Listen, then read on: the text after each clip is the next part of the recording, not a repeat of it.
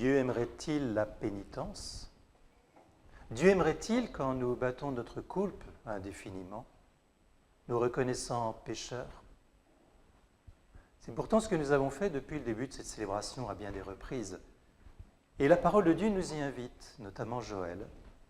Revenez à moi de tout votre cœur, faites pénitence. Oui, le carême pour nous rime avec effort, pénitence, sacrifice. Mais pourtant, nous avons entendu bien d'autres choses. C'est un des versants du carême, c'est un des versants de la vie chrétienne, mais pas le seul. Il y a tous ces verbes actifs. Oui, nous devons faire des efforts, nous devons faire preuve de volonté, de courage. Il y a bien des efforts que nous avons à fournir pour la qualité de notre vie. Mais la deuxième lecture, saint Paul nous dit « laissez-vous réconcilier ». Là, le verbe n'est plus actif, mais passif. Voilà l'autre versant de la vie chrétienne que nous oublions si souvent et qui est le plus important pendant le carême. Ce ne sont pas nos efforts qui comptent. Vous savez bien de quoi nous sommes capables.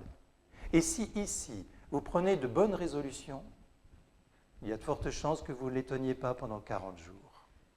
Nos efforts s'épuisent, notre volonté se fatigue. Les mauvaises habitudes prennent le dessus.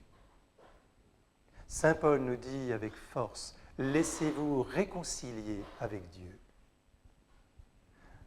Nous ne sommes pas dans cette démarche qui nous invite à faire des efforts, à fournir, à produire, mais plutôt à nous laisser faire. Que notre carême soit sous le signe de cet abandon confiant entre les mains de Dieu. Quelque chose de plus que ce que nous avons fait jusqu'à ce jour. Une confiance qui nous conduit dans un abandon paisible et serein. Laisse-toi faire. Mieux encore, laisse-toi aimer. Parce que c'est bien le but du carême. Faire pénitence, c'est retourner son cœur pour revenir à Dieu. C'est repérer dans notre vie les obstacles, tout ce qui empêche Dieu de nous combler d'amour. Alors que nos efforts soient sur ce registre, de laisser Dieu agir en nous, de le laisser lui se rapprocher de nous, pour que notre cœur s'attache, pour que notre cœur se laisse séduire. C'est une question de séduction bien plus que d'effort. Oui, voilà le sens le plus important, le plus précieux du carême. Se laisser aimer. Repérer dans notre vie ce qui n'est pas ajusté. Ici même, malgré tout ce que j'ai dit sur les efforts, il est quand même important que nous prenions la décision d'en accomplir un, ne serait-ce qu'un seul. Mais non pas un effort pour montrer notre courage et notre force, mais plutôt pour permettre à Dieu de venir nous combler. Qu'est-ce qui encombre ta vie aujourd'hui? Sur quoi dois-tu faire un effort particulier pour te rapprocher de Dieu? Peut-être que les écrans, que les tablettes ont pris trop de place dans ta vie. Peut-être que le jeu, les réseaux sociaux ont pris une place envahissante.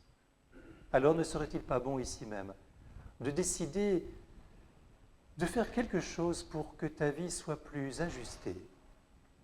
Il y a bien des choses qui prennent trop de place dans notre vie et qui nous empêchent d'être nous-mêmes et qui empêchent Dieu d'agir dans notre vie. Qu'est-ce qui est important pour toi?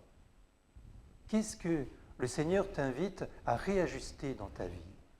C'est la question essentielle à nous poser aujourd'hui même, et dans une décision ferme de manifester à Dieu notre amour pour qu'il puisse davantage nous combler.